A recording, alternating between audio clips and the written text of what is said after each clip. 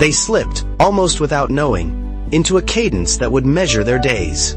Chapter 2. 2 worlds, 1 winter. Graham came from rooms where voices softened when the butler entered and where apologies were delivered by invoices. Elena came from a street where cars whispered when the mechanic was happy and laughter traveled through vents with a smell of cumin and soap.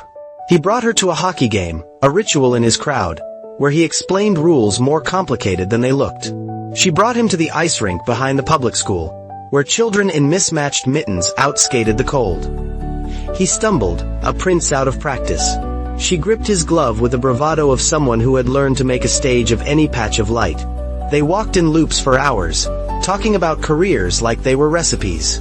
He said he'd study law. There was a plan laid out for him like a red carpet rolled down a marble stair. She said music spoke to her, but bills needed her to speak back. He liked her unvarnished truth. She liked that he didn't arrive in life with only polished doors. One night, he took her to a gala under chandeliers that threw diamonds across glassware. Eyes followed her like clocks. She refused to shrink, but he could tell how the room pressed against her.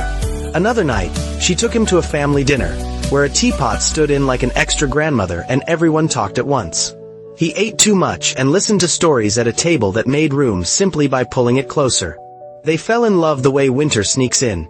Gradually, then all at once. Layers of warmth added until the cold had fewer places to touch. When Elena played the violin at a December recital, Graham sat in the back row and heard the year explain itself.